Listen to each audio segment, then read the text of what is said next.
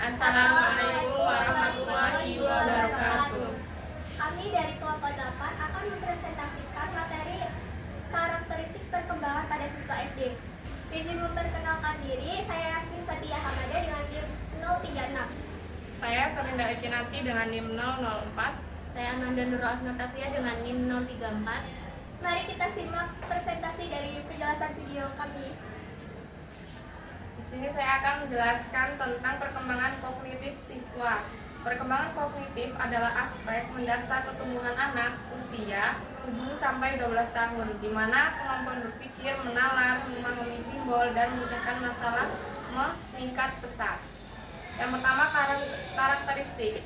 Pola pikir lebih terstruktur dan logis, terutama pada hal nyata. Daya pikir dan daya ingat meningkat, serta perkembangan secara bertahap. Menurut teori Piaget, siswa berada pada tahap operasional konkret namun berpikir logis pada situasi nyata. Nah, memahami konservasi, pengelompokan, dan menghubungkan sebab akibat. Kemudian pengaruh pembelajaran berkontribusi pada berpikir kritis dan pemahaman matematika.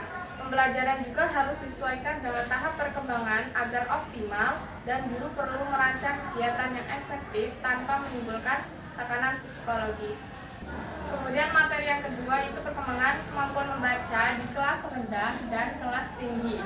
Yang pertama, perkembangan kemampuan membaca pada kelas rendah.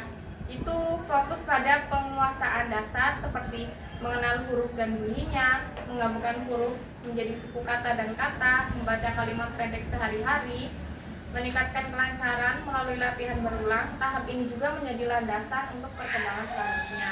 Kemudian pada kelas tinggi, yaitu kelas 4 sampai kelas 6, kemampuan berkembang lebih kontekstual. Yang pertama itu bisa memahami informasi, menemukan ide, pokok, dan hal penting. Yang kedua, perkembangan membaca pada kelas tinggi, yaitu kelas 4 sampai kelas 5. Nah, membaca di sini siswa dimulai untuk memahami. Kemampuan berkembang lebih kontekstual atau kompleks. Yang pertama itu memahami informasi, menemukan ide pokok dan hal penting, menafsirkan makna tersirat dan tersurat, menganalisis isi, menghubungkan dengan pengetahuan sendiri, dan menarik kesimpulan. Kemudian yang terakhir itu membaca berbagai jenis teks seperti cerita, informasi, atau pengetahuan. Nah, penting untuk memahami materi pelajaran sehingga pelajaran itu harus berkelanjutan. Perkembangan pemahaman numerasi di kelas tinggi dan rendah. Jadi kalau di kelas rendah itu seperti di kelas 1 dan kelas 3, yaitu siswa mulai mengenal angka dan konsep bilangan. Nah, perbandingan jumlah serta operasi hitung sederhana seperti kunjungan dan pengurangan dengan penggunaan alat kompleks seperti pensil, penghapus, dan penggaris. Lalu kelas tinggi yaitu di kelas 4 sampai kelas 6, ini kemampuan numerasi berkembang menjadi lebih kompleks, yaitu menggunakan konsep matematika untuk menganalisis masalah, lalu menyelesaikan soal, dan menerapkan matematika dalam kehidupan sehari-hari.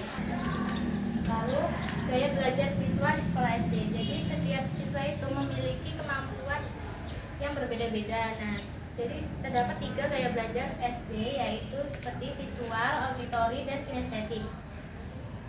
Gaya belajar visual itu belajar melalui gambar, grafik, dan penglihatan.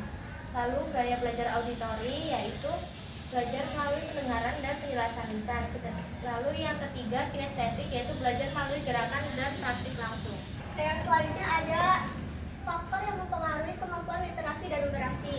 Nah, kemampuan literasi dan numerasi di Indonesia itu masih tergolong rendah. Hal ini dipengaruhi oleh beberapa faktor yang berkaitan dengan proses pendidikan maupun kondisi pendidik itu sendiri.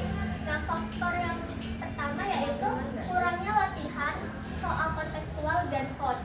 Nah, salah satu penyebab rendahnya kemampuan literasi dan numerasi adalah karena siswa jarang berlatih mengucapkan soal yang berkaitan dengan kehidupan sehari-hari. Selain itu juga, siswa juga belum terbiasa dengan soal yang menuntut kemampuan berpikir tingkat tinggi.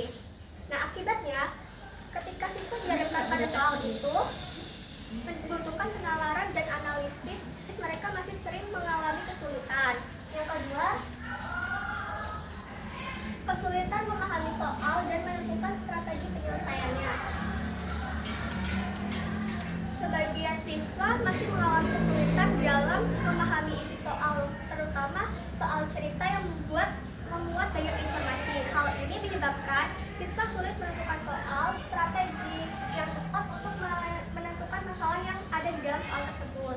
Yang ketiga, faktor psikologis seperti rasa takut atau cemas terhadap matematika. Ini dapat mempengaruhi pembelajaran yang membuat siswa kurang fokus dan kurang termotivasi dalam belajar. Yang keempat, rendahnya penguasaan konsep dasar matematika. Kemampuan ini sangat bergantung pada pemahaman konsep dasar matematika seperti bilangan dan operasi hitung. Jika konsep dasar belum mereka kuasai dengan baik, maka akan sulit menyelesaikan soal yang lebih kompleks. Yang kelima, kurangnya minat dan motivasi belajar siswa. Minat dan motivasi yang rendah akan membuat siswa kurang aktif dalam belajar dan membaca, memahami informasi, serta berlatih mengerjakan soal. Hal ini berdampak pada perkembangan kemampuan literasi dan numerasi yang kurang baik. Berdasarkan faktor tersebut, guru perlu merancang pembelajaran agar menjadi lebih menarik, kontekstual, dan mampu melatih kemampuan berpikir siswa agar kemampuan literasi dan numerasi ini berkembang dengan lebih baik. Sekian presentasi dari kelompok kami akhiri. Wassalamualaikum warahmatullahi wabarakatuh.